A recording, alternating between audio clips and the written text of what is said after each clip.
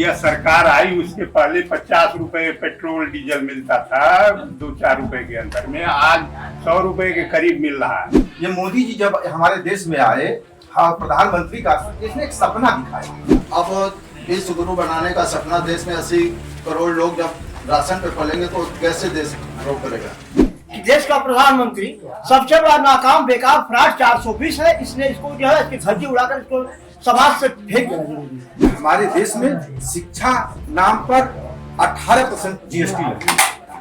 तो ये बताइए कि हमारा देश कैसे विश्व गुरु बन सकता है। और राम मंदिर और मस्जिद, हिंदू मुसलमान ये इनका पेशा है, इसके चलते वो आप अनपढ़ लोगों को आप बूथ बना के वो अपनी छोड़ी करें। विश्व का सबसे बड़ा झूठा नेता अगर कोई है तो वो नरेंद्र मोदी है। भ्रष्टाचार कहा गया, भ्रष्टाचार मुक्त भारत। जो काम हम तहसील में जाके हाथ जोड़ते थे काम हो जाता था, आज उस काम के हमें पैसे देना होगा। नमस्कार, यह गाजीपुर जिले का पश्चिमी क्षेत्र है। सैदपुर लोकसभा विधानसभा भी है और यह गाजीपुर लोकसभा का एक बड़ा महत्वपूर्ण क्षेत्र है जो बनारस से लगा हुआ है। ज़्यादातर किसानों का इलाका है ये और यहाँ बहुत तरह के लोग नए नए अपने कारोबार भी कर रहे हैं। यहाँ से लोग फौज में लेकिन चुनाव की चर्चा करते हुए जब हम जगह जगह जा रहे हैं तो गाँव में जो किसानों की समस्या है, ऐसा लगता है कि किसानों की समस्या पर कोई बात नहीं हुई। किसानों से जब हम मिलते हैं, पूछते हैं कि उनकी क्या समस्या है, तो अपनी यूनिक समस्याएं बताते हैं कि उनकी जो समस्या है। हम चुनाव के इस दौर में ये नहीं जानना चाहते कि कौन प्रत्याशी जीत रहा है या कौन हार रहा है। हम लोगों से उनकी बारे में जानना चाह रहे हैं और गांव के लोग का मतलब ये होता है, गांव के लोग अपनी वास्तव में अपनी चुनौतियों और संकटों को कैसे देखते हैं, वही उनका राजनीतिक विजन बनाता है। इस इलाके में हम हैं और यहाँ बहुत सारे किसान हैं, बहुत सारे शिक्षा से जुड़े हुए लोग हैं, राजनीति से भी जुड़े हुए लोग हैं, युवा साथी हैं। उन सब लोगों से हम जानेंगे कि उनकी मौलिक समस्याएं क्या हैं और ये जो चुनाव का दौर है इसमें वो अपने उस समस्या को मुद्दे के रूप में कैसे उठाएंगे। तो आइए बात करते हैं। अपना नाम बताइए। राजनाथ जी, राजनाथ। आप क्या करते हैं? हम छोटा मोटा बिजनेस करते हैं, खेती करते हैं। किस चीज़ का बिजनेस करते हैं? लकड़ी का। अच्छा, ये मतलब जो लकड़ी दिखाई पड़ रही है वो आपका ही? अच्छा, तो ये बताइए बिजनेस और खेती के बीच में आप जो काम आपका है उसमें क्या क्या परेशानी आपको झेलनी पड़ती है, क्या क्या सहूलियत? परेशानी तो ये है कि हमारे करीब में एक ट्यूबवेल है, सरकारी स्टेट ट्यूबवेल है, वह 10 साल से पानी नहीं दे रहा है। उसकी नालियाँ खराब है। 10 साल से? 10 साल से नालियाँ खराब है। जब ही पहली बार वह ट्यूबवेल लगा उसके बाद उसकी कभी मरम्मत नहीं हुई उसकी नाली की। अब ये बताइए, मोदी जी कह रहे थे किसानों की आय दोगुनी करेंगे, ट्यूबवेल ही नहीं चल रहा है तो कैसे दुगनी होगी? सिंचाई हो ही नहीं पाया, फसल सूख रही है, सूख जा रही है, कैसे दुगनी होगी? इसके लिए आप आधी भी नहीं हो रही है और दुगनी की बातें छोड़ दी। तो फिर हम लोगों की लागत नहीं निकल पाती है। क्या क्या पूछते हैं अपने जो समय होता है जाड़े में? नहर वगैरह यहाँ है? नहीं, नहर का इलाका नहीं, केवल ट्यूबवेल से? केवल ट्यूबवेल। और ट्यूबवेल बिगड़ा हुआ है, फिर सिंचाई नहीं होती। कैसे करते हैं? 10 साल से क्या किए?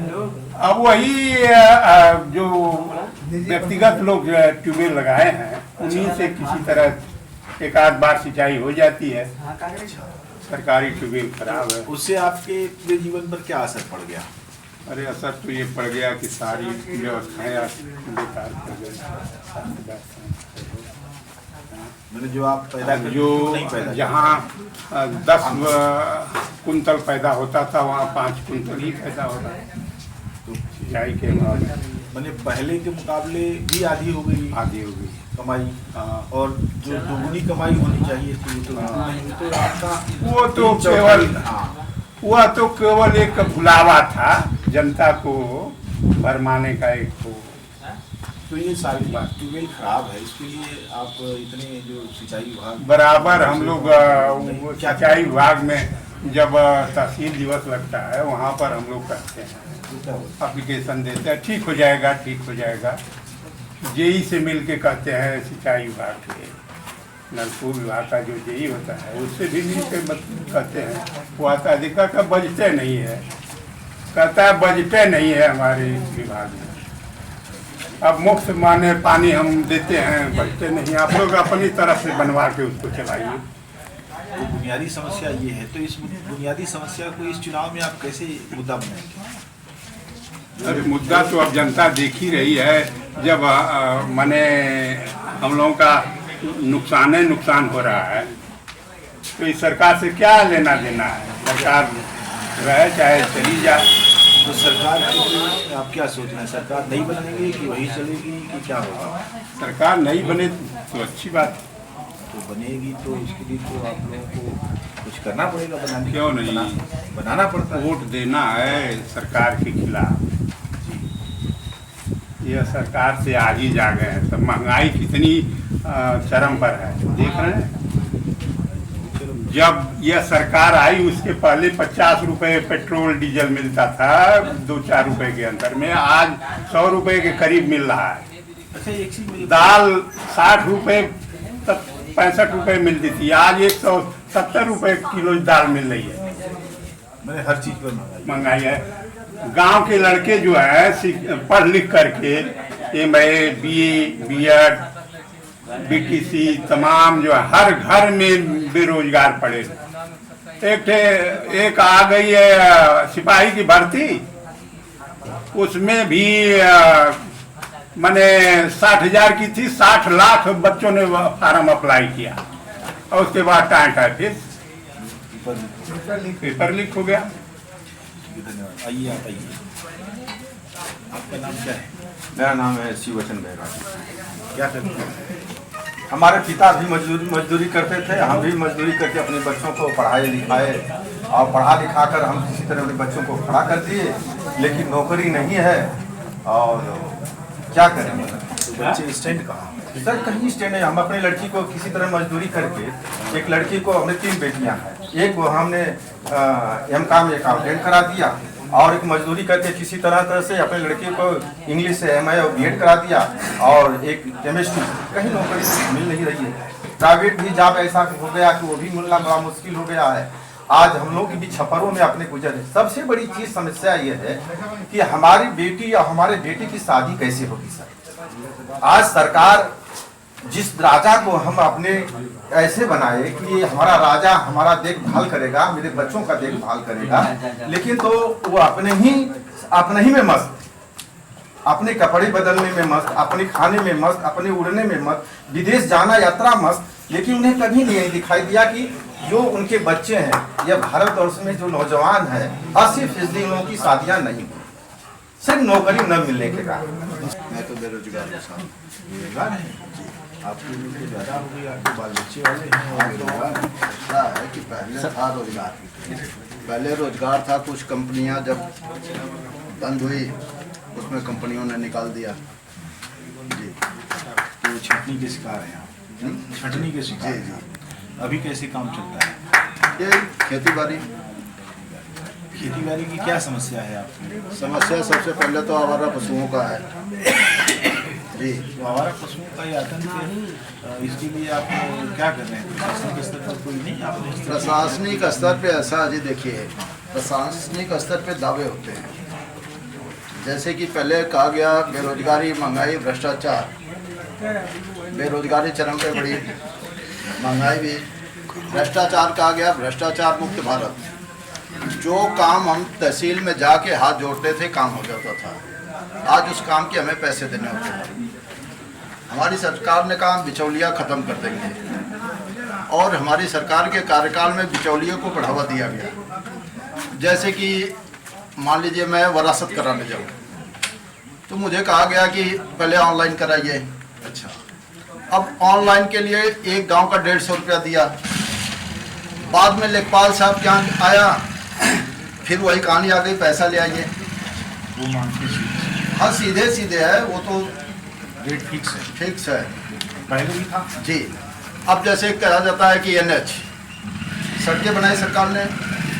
एक हमारे यहाँ से सड़क है बनारस गोरखपुर, इसमें एक सड़क हमारे बाप दादाओं की जमीन की दी हुई में बना था और उस पे हम जब चलते थे तो हमें कोई टैक्स नहीं देना पड़ता था।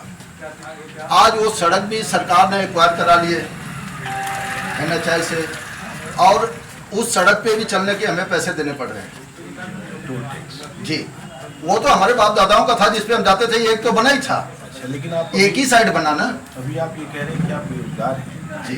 और टोल टैक्स तो बेरोजगारों को अरे बस में हम जा रहे हैं तो क्या बस फ्री में जा रही है? 30 रुपए के भाड़े को 50 रुपया किया गया, वो टोल नहीं दे रही बस, वो हमारे ही सिर पड़ रहा है ना। हमारा नाम डॉक्टर शिवाजी सोनकर है। मैं 374 विधानसभा क्षेत्र सैदपुर सुरक्षित का रहने वाला हूँ। तो आप क्या करते हैं? एक प्राइवेट संस्था में किसी तरह मजदूरी के रूप में कार्य करते हैं। यह एक हमारे खानपुर में है शिव स्नातकोत्तर महाविद्यालय, जिसमें काम करते हैं। तो ये बताइए कि काम करते हैं, पैसा कमाते हैं, पारिवारिक समस्याएं क्या है आपकी? जो अरे पैसा ही क्या मिलता है? प्राइवेट सेक्टर में कौन जो है देता पैसा है? नहीं देते। किसी तरह सम्मान की प्रतिष्ठा को बचाए रखने के लिए, पेट भरने भर के लिए पैसा मिल जाता है, वही काफी है। और क्या हमको तनख्वाह सरकारी मिलती है? नहीं मिलती है, क्योंकि जो हमारी वर्तमान सरकार चल रही है, इसे तो बड़े बड़े वादे किए थे कि हम सारे शिक्षा संस्थाओं को बिल्कुल सरकार के नियमों के कार्य में लीन करेंगे, सामान कार्य पर सामान वेतन देंगे। लेकिन एक संस्था के प्रबंधक की इतनी बड़ी देन है कि कुछ समय के लिए हम लोग की रोटी चलाना। तो अभी चुनाव जो होगा तो उसमें आपका क्या मन मिजाज है? हमारी मन विचारधारा यह है कि देश का प्रधानमंत्री सबसे बड़ा नाकाम बेकार फ्रॉड 420 है, इसलिए इसको जो है इसकी धज्जी उड़ाकर इसको समाज से फेंक देना जरूरी है।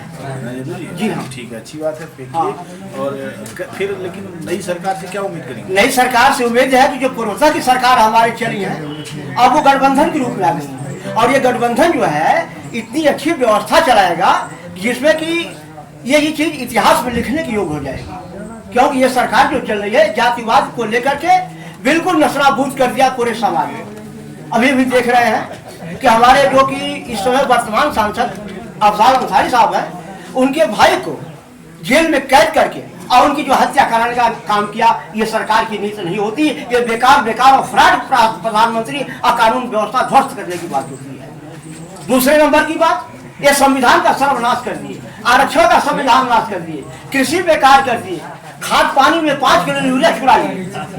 गलत कर रहे, सही कर? कैसे चुराएगा? इसलिए कि 50 किलो के यहाँ 45 किलो, क्या मतलब इसका है?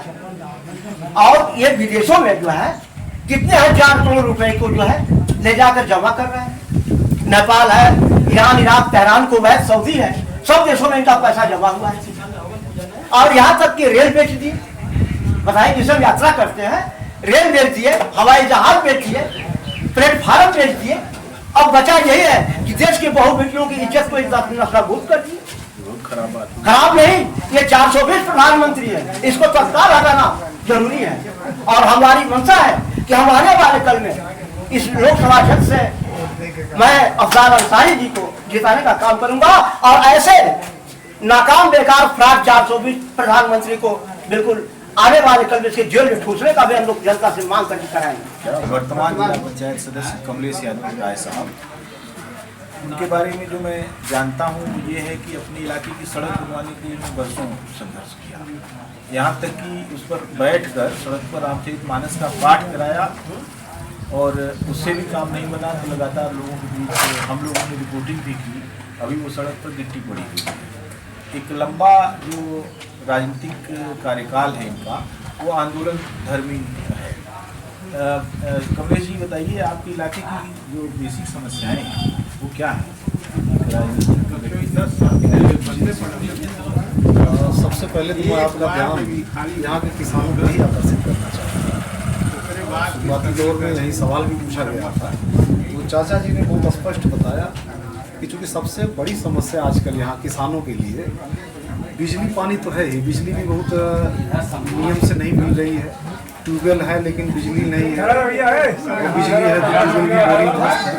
तो सारी समस्याएं लोग अपने व्यक्तिगत संसाधनों से किसी तरह फसल अपना उपजाते हैं।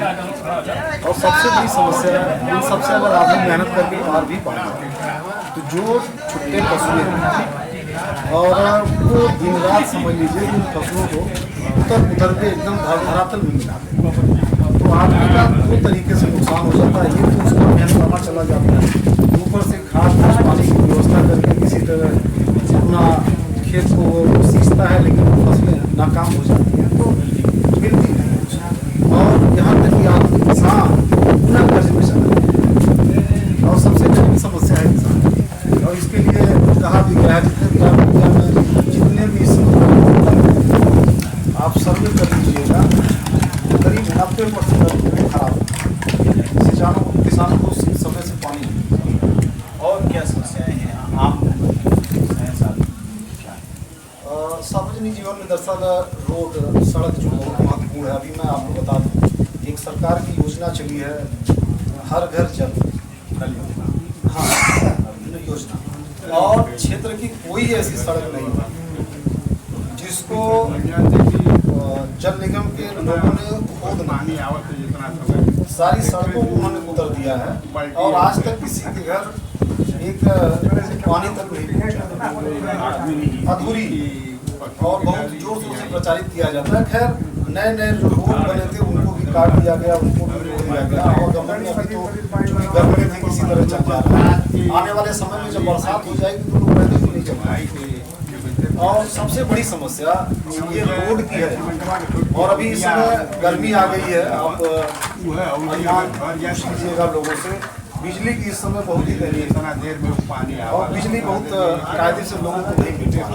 और सबसे बड़ी समस्या जो इस समय भ्रष्टाचार है, छोटे स्तर से लेके थाने चौकी से लेके कोर्ट कचहरी तक कोई ऐसा स्पेस नहीं है कि जहाँ लोग अगर चले जाए तो बिना पाकी ढीला किए हुए वो लोग बाहर आए। केस नहीं दर्ज होगा, उल्टा सीधा केस हो जाएगा, और ऊपर से फर्जी मुकदमों की तो बाढ़ आ गई है। और किसी को झूठा अगर पकड़ना है तो उसको पकड़ लाते हैं, रास्ते में दौड़ते हुए बच्चों को लोग उठा लाते हैं और उसके ऊपर फर्जी मुकदमा कट्टा चोरी का, बाइक चोरी का, इस प्रकार से उसको प्रेशर में लेके गार्जियनों से, यहाँ तक कि मेरे पास बहुत सारे ऐसे लोग हैं लाख 50-50 हज़ार रुपया देकर और पिंड छुड़ाया है और अपने बच्चों को न चाहते हुए भी परदेश भेज दिए हैं कि यहाँ पे रहेगा तो किसी न किसी तरह प्रशासन इसको कामों में मुकदमों में फंसा देगा। जाहिर से बचाने के लिए क्या उपाय है? इसके क्या उपाय है? सरकारें जो है किसके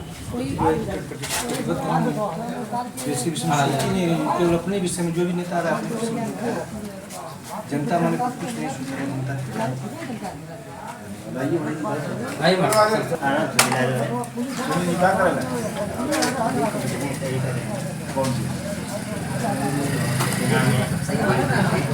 सेना में और बिजली के लिए अग्नि में नहीं क्योंकि निकल जाना तो सेना की रेगुलर जो पहले भर्ती होती थी वो है अभी नहीं है। एक गांव के प्रधान से लेकर के प्राइमरी सब जो है, एक देश का विकास क्या हो सकता है? ये गांव का प्रधान जो है, एक गांव खंभा गड़वा दिया, पुल गड़वा दिया, लेकिन गांव की सफाई तक नहीं कर सकता है, इसको किसको वोट दिया जाए? ठीक है, राजनीतिक रूप से तो एक धंधेबाजी चल रही है। इसलिए हमारा विचार है कि नाटो दबा तो काम खत्म हो जाए, अपना मतदान किसी को नहीं हुआ। ये हालांकि तो अपने नहीं, अपने बच्चों को भी नहीं पढ़ा पाएगा, तो ये स्थिति हमको देखिए। तो इस समय हमको खास तौर से बात करना है, हम लोग गाँव में करते हैं और गाँव की सबसे बड़ी समस्या आज 10 साल से अभी जैसे मान लीजिए इस समय तो खेत वगैरह खाली है, अगर कोई थोड़ा भी अगर सब्जी या कुछ आइटम अगर घेर घाट के भी अगर बोल गया तो इसी वजह तो उसका बचना नहीं था, तो रात को बैठे ड्यूटी में शायद इसकी सर, आज हमारा देश जो लोग आज़ाद होने के बाद जो एक नया सपना दिखा रहे हैं कि विश्व गुरु हम देश में आ गए, तो सबसे पहले यहाँ जो पहले के भी थे, आज के भी हैं, जो सोचने वाले भी हैं, वो भी जानते हैं कि शिक्षा महत्वपूर्ण चीज़ है। शिक्षा एक ऐसी चीज़ है जिससे आप जहाँ चाहें वहाँ चले जाएंगे। लेकिन अगर भारत के प्रधानमंत्री ये कहते हैं कि मैं गरीब का बेटा, तो गरीबी जरूर देखे होंगे, आधी रोटी खाए होंगे, और सुन लीजिए, तो अगर वो शिक्षा देते तो देश का नौजवान जो है विकसित होता, आगे जाता, IAS बनता, डॉक्टर बनता, याद और देख रहे हैं कि अमेरिका में इब्राहिम लिंकन ने पढ़ाई के बल पर वहाँ के राष्ट्रपति बने। हमारे देश में अब्दुल कलाम जी वैज्ञानिक बन गए। तो ये देश, उनके गांव का, घर का और देश का नाम ऊंचा हुआ। और हमारे देश में शिक्षा नाम पर 18% GST लगी। तो ये बताइए कि हमारा देश कैसे विश्वगुरु बन सकता है, कैसे नौजवान हमारा आगे जाएगा। ये बात सही है। और हाँ। मोदी जी खुद कहते हैं कि मैंने 8वीं के बाद पढ़ाई नहीं की, तो वो चाहते नहीं कि देश का युवा 8वीं के बाद पढ़ाई तो, और प्रधानमंत्री बनेगा युवा तो दिल्ली यूनिवर्सिटी से ये सब बातों को जाहिर। सर, तो हमारे बुजुर्गों ने एक चीज कहा है, अंधेर नगरी चौपट राजा, टका से खीर टका से खा। यही राजनीति है, 10 साल की यही इनकी योजना। शिक्षा इस इलाके में शिक्षा से जुड़ी क्या चुनौतियाँ हैं? बहुत ज्यादा जो नई गवर्नमेंट की जो नई शिक्षा नीति आ गई है, ये छात्रों के लिए बहुत बड़ी समस्या है कि लड़की 6 महीने में परीक्षा देने आ जा रहे हैं, परेशान हो गए। छात्रों की संख्या पहले की स्थिति कुछ और थी। पहले लड़के एडमिशन लेते थे, कुछ काम कर लेते थे, साल में एक बार परीक्षा होती थी, तो उनकी एक समस्या, कुछ कमाई हो जाती थी, जाकर परीक्षा देते उनका काम हो जाता था। लेकिन आज नई शिक्षा नीति में हमारे विश्वविद्यालय में टीटी कॉलेज जौनपुर एक सबसे बड़ा कॉलेज है, जिसमें 20,000 बच्चे एडमिशन लेते थे। आज संख्या स्थिति ये हो गई है कि वहाँ कम से कम 10,000 बच्चे नहीं है, मानी छात्र संख्या अपने आप बढ़ गई। हाँ, आधी टीचर हम जाकर देखे, वहाँ क्लास करने वालों की संख्या बहुत कम हो गई बच्चों की। तो स्थिति नई शिक्षा नीति से हमारे छात्र छात्राओं को, अध्यापकों को बहुत बड़ी समस्या है। क्लास नहीं चल पा रहा है, इस कॉलेज में क्लास नहीं चल रहा, तब तक 3-1.5 महीने हो गया, तब फिर परीक्षा जा रही है। समस्या कोई उससे लाभ नहीं, बहुत ज़्यादा फर्क है इसमें। नई शिक्षा नीति में बार बार परीक्षाएं हो जा रही, बच्चों का क्लास नहीं चल पा रहा है। और जैसे 1.5 महीना बच्चे क्लास, जैसे आज परीक्षा दे लिए, 15-20 दिन में बच्चा 1 महीना तो घर पर रहेगा ना, तो जब क्लास स्टार्ट होगा तो फिर 2 महीना नहीं होगा तब तक परीक्षा आ जाती है। फिर 2 महीने में कोर्स खत्म होगा, उनका सेमेस्टर एग्जाम होगा। इससे बच्चे पढ़ नहीं पा रहे हैं, न बच्चे अध्यापक पढ़ा नहीं पा रहे हैं, बार बार परीक्षा। ये सरकार की सबसे फेलियर योजना है। पुरानी शिक्षा व्यवस्था या वो ये सबसे अच्छी। तो चुनाव में आप इस मुद्दे को किस तरीके से? अब जैसे चुनाव आज के परिवेश में जातिवाद पर तो है ये है, लेकिन सबसे बड़ा OBC और SC के लिए ये आरक्षण और संविधान का भी चुनाव हो गया है। आरक्षण बचाने के लिए और संविधान बचाने का भी चुनाव हो गया है। इसलिए आज जैसे OBC या SC मतदाता हैं जो अधिकतर, वो इंडिया गठबंधन के साथ ये बात फैल चुकी है। ये नीचे तक नहीं, पूरे नीचे के तबके से ऊपर तक OBC SC में बातें फैल चुकी हैं। संविधान में बदलने वाले हैं। हाँ, बदल रहा है। जो इन्होंने जो 400 पार का नारा लगाया, ये नारा बहुत ही समाज में इस तरह माने एक तरह से फैला कि लोग ये ऐसा न करते कि 400 यदि ये जीत जाते हैं तो कहीं संविधान बदल दिया। उनके विधायक बयान भी है कि नहीं, हम जो है कि नहीं ये चेंज कर देंगे। तो संविधान चेंज करने के बाद करने के कारण SC मतदाता बहुत जागरूक है। जैसे OBC या SC मतलब OBC में तो थोड़े बहुत कम जागरूक होंगे, लेकिन SC मतदाता संविधान के नाम पर सबसे ज़्यादा जागरूक 100%। तो इस वजह से इनका सबसे बड़ा जो बीजेपी का सबसे बड़ा जो नुकसान SC और OBC से होने जा रहा है। और ये चुनाव संविधान और आरक्षण के नाम पर और बेरोजगारी के नाम पर हो रहा है। आपने क्या मन मिजाज बनाया है? हम लोग का मन मिजाज तो जिसे हम लोग यादव है तो सब लोग जान गए कि भाई ये समाजवादी ही होंगे, लेकिन इंडिया गठबंधन के ही विचारों से हम लोग सहमत हैं। मेरा नाम आयुष यादव है। बड़ी मुद्दा है रोजगारी, बेरोजगारी बहुत बड़ी मुद्दा है। अग्निवीर जैसे है, जिससे युवा में बहुत मवेशी है, ये योजना हटानी चाहिए। अच्छा, तो क्या आप सेना की तैयारी कर रहे थे? सेना की तैयारी, लेकिन फिर अब दस्तावेज भी खत्म हो गया है, बेरोजगारी में घूम रहे हैं, अग्निवीर भी नहीं बन सकते, अग्निवीर भी नहीं बन सकते हैं। 14 में वो आए हैं, 24 में जा रहे हैं सफाया। का है इसलिए कि वो विश्व का सबसे बड़ा झूठा नेता अगर कोई है तो नरेंद्र मोदी है। आप कैसे कह सकते हैं? एकदम कह सकते हैं, प्रमाण के साथ कह सकते हैं। बताइए एक आध दो। पहला प्रमाण, पहले वो बोला था 2 करोड़ रोजगार, 15 लाख रुपया खाते में, और एक नहीं 2 पारी हो गया। किससे बोले? और 19 किससे बोले थे? आम जनता से बोले थे। 14 में बोले थे, 19 में बोले थे? 14 में बोले थे। तो फिर 19 में आप क्यों जिताए? 19 में बोले थे कि हवाई चप्पल वालों को हवाई जहाज में घुमाएंगे, तो गए, और वो चप्पल भी यहाँ गए। 24 में जा रहे हैं। जहाँ तक हमारा अनुमान है, बीजेपी, हम तो कह रहे हैं कि यहाँ बहुत सारे मुद्दे हैं, बेरोजगारी है, भ्रष्टाचार है, किसानी है, महिलाओं की सुरक्षा संबंधित है, बहुत सारी बातें हुई। लेकिन मेरा जहाँ तक अनुमान ये है कि बीजेपी अभी भी, हमको लग रहा है कि आने वाले कम से कम 50 सालों तक राज करेगी। ये मैं कारण इसीलिए बता रहा हूँ कि जब तक गैर यादव ओबीसी जो है, अगर पिछड़े वर्ग यादव छोड़ के और बाकी ओबीसी में जितनी जातियाँ, बीजेपी पहला काम यही करती है कि गैर यादव ओबीसी को, उनके नेताओं जो लालची और बिल्कुल सिद्धांत विहीन नेता है, उनको अपने पाले में मिला लेती है और उनके समाज का वोट अपने झोली में डाल देती है।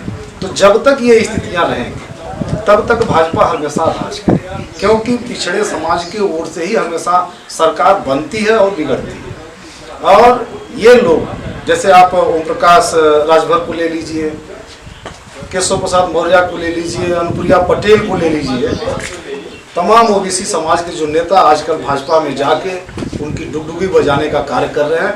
यही अनुप्रिया पटेल का हाल ले लीजिए, जो उनके पिता सोनेलाल पटेल थे, जिसकी जितने हिस्सेदारी उसकी उतनी भागीदारी, माननीय कांशीराम साहब के नारे को लेकर उन्होंने जो आंदोलन छेड़ा था, उसके लिए सामंतियों ने मिलकर उनको इतना मारा पीटा कि उनके शरीर में एक जगह भी ऐसा नहीं था जहाँ पट्टी न बधी थी। लेकिन आज की स्थितियाँ देख लीजिए कि जो उनके पिता जिस मुद्दे को लेकर हमेशा बीजेपी के अगेंस्ट या सामंतियों के अगेंस्ट हमेशा आंदोलनरत थे, आज उन्हीं की बेटी उन्हीं की गोद में बैठकर अपने समाज का वोट उनको देकर राज करवा रही। यही ओम प्रकाश राजभर जी का देख लीजिए, एक अपने लड़के को एमएलसी या राज्यमंत्री बनाने के चक्कर में अपने पूरे समाज के वोट को गिरवी रख दिया उन्होंने। केशव प्रसाद मौर्य जी का हाल ले लीजिए, आने बहुत पहले जब विधानसभा का चुनाव हुआ था यहाँ पे योगी का नाम उस समय नहीं था, 2014 में शायद, उस समय योगी का एक पोस्टर पे मोदी का फोटो लगता था तो साइड में केशव प्रसाद मौर्य का फोटो लगता था, ये दिखाकर कि अब इस प्रदेश को अदर ओबीसी से एक मुख्यमंत्री मिलने जा रहा है। और अंत में स्थितियां ये हुई कि सारे ओबीसी के लोगों ने उस झूठे और बहकावे में आकर भाजपा की झोली में वोट डाल दिया। और जब मुख्यमंत्री बनने की नौबत आती है तो यही अमित शाह आकर केशव प्रसाद मौर्य से पूछते हैं कि मौर्य जी आप बताइए कि इस प्रदेश का मुख्यमंत्री किसको बनाया जाए। मौर्य जी को अटैक आ जाता है, वो 4 दिन हॉस्पिटल में भर्ती होते हैं। तो मेरे कहने का मतलब ये है कि जब तक ओबीसी समाज के जो बड़े नेता हैं वो एक प्लेटफॉर्म पे नहीं आएंगे तब तक ये स्थितियां बदलने वाली नहीं है, क्योंकि सबसे बड़ा मुद्दा आरक्षण है। आज भी हमारा ओबीसी समाज, मैं अपने जिले का ही आंकड़ा बता रहा हूँ, ओबीसी वर्ग में कम से कम 80% लोगों को आरक्षण के बारे में नहीं पता है। तो सबसे बड़ा परिवर्तन अगर कहीं से होगा तो इसी बेस से होगा। बाकी तो सबसे ज़्यादा विकास कराकर तो माननीय अखिलेश जी भी इस प्रदेश से हार गए चुनाव। तो विकास कभी चुनाव में मुद्दा नहीं रहता है, विकास के बल पे आप सत्ता में वापस नहीं आ सकते, लेकिन लोगों को समझाना चाहिए। जैसे भाजपा यादवों में, बैकवर्डों में सिर्फ यादवों और दलितों में सिर्फ चमारों के खिलाफ उन्होंने और निजातियों में जहर घोलने का काम किया और सारे लोग यादवों और चमारों से द्वेष खाते हुए जाकर भाजपा की झोली में अपना वोट दे दिया। लेकिन 10 साल के बाद उन्होंने ये निष्कर्ष निकाला कि जो स्थितियां लोग पहले समझते थे वही स्थितियां आज भी हैं। आज भी लोग नौकरी से तो कोसों दूर हो गए, जो उम्मीद थी वो भी चली गई। तो सबसे बड़ा परिवर्तन आने वाला है तो सिर्फ वही आरक्षण से, उसके बचाव से होगा, बाबा साहब के बनाए हुए संविधान से होगा। इसीलिए जो विपक्षी गठबंधन है, जो इंडिया गठबंधन है, आज सबसे ज़्यादा जोर इसी पे लगा रहा है कि आप आने वाले समय में इस संविधान को नहीं बचाएंगे, इस आरक्षण को नहीं बचाएंगे, तो जो हजारों साल पहले स्थितियाँ थी वो स्थितियाँ आने वाली हैं। और राम मंदिर और मस्जिद, हिंदू मुसलमान, ये इनका पेशा है, इसके चलते वो आप अनपढ़ लोगों को आप मूर्ख बना के वो अपनी झोली में ले लेते हैं। तो बहुत जरूरी है कि शिक्षा, स्वास्थ्य और ये संविधान और आरक्षण, जितने मुद्दे बेरोजगारी, शिक्षा, स्वास्थ्य, में रोजगार, शिक्षा, स्वास्थ्य, उसके साथ आरक्षण और हाँ, ये 5 मुद्दे हैं। जी। अच्छा, एक चीज़ बताइए कि अब आपने एक महत्वपूर्ण बात कही, अदर देन ओबीसी, राजभरों की स्थिति क्या है यहाँ पर? है अच्छी खासी में उनकी स्थिति, क्या करते हैं उनकी आर्थिक? नहीं, आर्थिक स्थिति तो अच्छी नहीं है। ये मैं सर्वे अपने इधर लोकल में जो जितने भी गांव हैं, हम लोग अनुमान निकालते हैं कि आज उनकी सरकारी नौकरियों में अच्छी स्थिति नहीं है और प्राइवेट सेक्टर में भी वो अच्छी स्थिति नहीं है। और सबसे बड़ी चीज़ कि शिक्षा में आज सबसे निचले पायदान पे अगर ओबीसी जितने भी इधर जातियां हैं, उसमें हमको लगता है कि राजभर लोगों की स्थिति शिक्षा में सबसे निचले पायदान पे। उन्होंने अपनी संख्या के बल पर केवल एक राजा पाया जिसका नाम है सुहेल देव जी, महाराजा सुहेल देव, जिनके नाम पर एक ट्रेन इस रोड से जाती है और एक मूर्ति वहाँ यही मिला उसी से खुश। लेकिन ओम प्रकाश राजभर को जान गए, वो स्थिति राजभरों की नहीं कहने बोर्ड में। आप ओम प्रकाश राजभर की स्थिति जान जाइए कि जब वो कैबिनेट मंत्री थे और यूपी के यही योगी मंत्रिमंडल में जो पहला कार्यकाल था, उस समय ये कैबिनेट मंत्री थे और यही जिले में डीएम के खिलाफ वो धरने पे बैठे थे। और सिर्फ इसलिए इनके लड़के की शादी थी और मात्र 200-300 मीटर इनके दरवाजे को वो रास्ता जाती थी। इन्होंने कई बार पीडब्ल्यूडी के अधिकारियों से, डीएम से इन्होंने गुहार लगाया, उसके बावजूद भी वो रोड नहीं बनी। अंत में इन्होंने अपना कुर्ता निकालकर गंजी पे और लुंगी पे बैठ के अपने हाथ से फाड़ उठा के उस रोड को, मतलब ये स्थिति थी एक सरकार के कैबिनेट मंत्री की।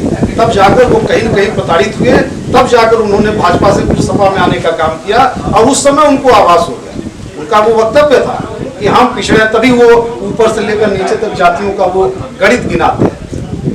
इसलिए ये कुल मिला के एक सरूफा लगता है, मुझे भी लगता है। जी, डॉक्टर नाम निशाद, संजय निशाद, किशोर कुमार, तमाम सारे लोग गणित तो जानते हैं, लेकिन गणित का उपयोग अपने समाज के हित में नहीं करते। बहुत बहुत धन्यवाद। यहाँ सैदपुर में खानपुर के पास हम जुटे, बहुत सारे लोग जुटे, युवा जुटे और राजनीतिक सक्रियता के साथ हमारे एक जिला पंचायत सदस्य कमलेश यादव राय साहब जुटे। सब लोगों ने किसानों की समस्या, महिलाओं की सुरक्षा की समस्या, समाज और स्वास्थ्य की समस्या, शिक्षा की समस्या, सब पर बात की। तो वो मानते हैं कि इन सारे मोर्चों पर योगी सरकार ने पिछले 10 वर्ष में और योगी सरकार ने पिछले 7 वर्ष में कुछ नहीं किया। आवारा और छुट्टा पशुओं का जो मामला है, ये सत्ता से होने के बाद यहाँ एक कानून बन गया कि आप बेच नहीं सकते हैं और वो आपको नुकसान पहुँचा है और का जो खतरे में पड़ा हुआ है। तो ऐसे तमाम सारे मुद्दों के साथ लोगों ने कहा कि 2 मुद्दे और भी हैं, संविधान और भागीदारी का सवाल। अगर उसको बचाना है तो हमको एनडीए को हराना है और इंडिया गठबंधन को जुटाना है, उसकी